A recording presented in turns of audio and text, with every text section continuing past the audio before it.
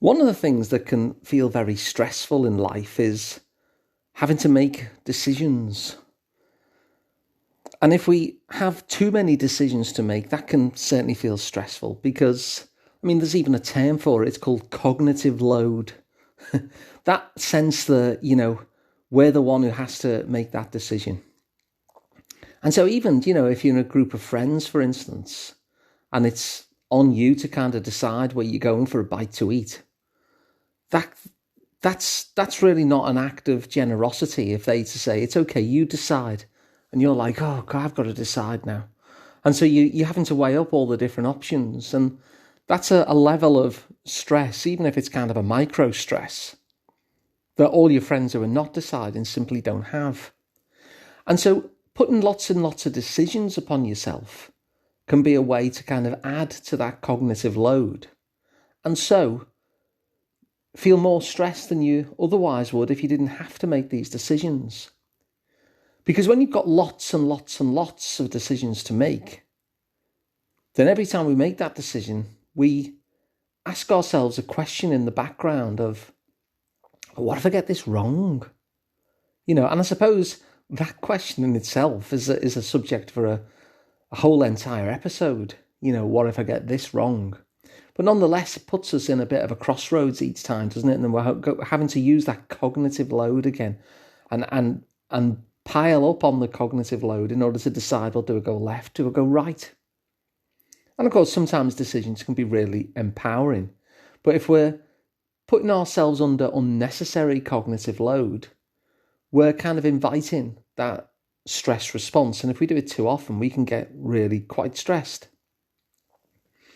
And the image that always comes up for me when I think of this is, I don't know if you've ever seen on the news, the stock exchange, and you see all these stock traders and they all look so stressed. They're all frantically running around. Some of them are shouting, buy, buy, and some of them are shouting, sell, sell.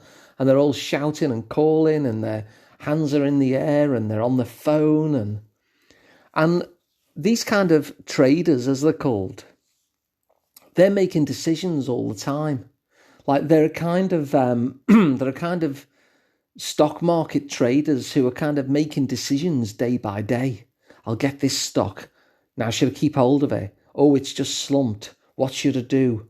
And it's stressful, isn't it? Even just putting myself in that position, I'm noticing the kind of stress begin to spike just playing the role. And yet there are other kind of investors. And Warren Buffett is one that I'm thinking of. I don't know if you've heard of Warren Buffett. He's one of the wealthiest people in the world, and he's an investor. And the way that he runs his investing is very, very different from all of those people who are like, oh, what do I do? I bought this stock. Do I sell it? 3 days later, it's gone up a little bit. Should I sell now and take the price, or should I hold on to it? Or what should I sell now because it's just gone down? And that kind of stressful that people are giving themselves when they're doing that short-term kind of trading. Well, Warren Buffett is the opposite of that. Warren Buffett is considered to be very calm. And one of the reasons I think that he is considered to be calm is that he actually makes few decisions in his business. So he's been a very wealthy, successful investor. But he makes a decision to buy something. And when he buys that stock, he's deciding to buy the stock pretty much for the long term. This is a stock that he wants to buy and hold. And so he might have a sense of what would trigger the decision to sell. There would be something that changes in his criteria from when he bought it to when he sells it that is quite fundamental. But by and large, he's making that decision to buy it and to hold on to it. And so when the market fluctuates day to day, oh, it's gone up a bit, oh, it's gone down a bit, Warren Buffett doesn't care. Warren Buffett has a criteria for the rare kind of moment when he might change his mind on this stock that he's bought for the long term. And so everyone always talks about Warren Buffett as being calm. And I suppose what I'm thinking is, to what extent is that calmness nurtured by the fact that he's set himself up to not make many decisions. So he doesn't have this kind of decision fatigue that those day traders have, who are selling and buying at the flip of a price move. They're really kind of stressed, and you've seen them, haven't you, on the news, how stressed they are. But Warren Buffett, he's made a decision. And that's the decision that he's made. He's even made a decision around what the criteria would be where would lead him to change his mind. But he can go about 35 years without making another decision on that particular stock. And so everyone says he's calm. But another way of describing him is not having this decision anxiety all the time. And you see it with other people as well. You know, Steve Jobs, for instance, used to wear the same kind of uniform every day, didn't he? It wasn't really a uniform, but it kind of was. Black t-shirt and jeans. And the guy who runs Facebook, similar sort of thing. He has this kind of t-shirt and jeans. And they've kind of made a decision that that's what they're going to wear. So Steve Jobs would have like 12 of these things in his wardrobe. And every day he'd get up and he'd just get one of the t-shirts, same as the other ones, and he'd put it on. He wasn't sitting there thinking, what am I going to wear today? Should I wear the lemon one or the white one? No, he'd already made that decision. And so consequently, whenever he got dressed, he never had that cognitive load, that anxiety of, is this the right outfit for me?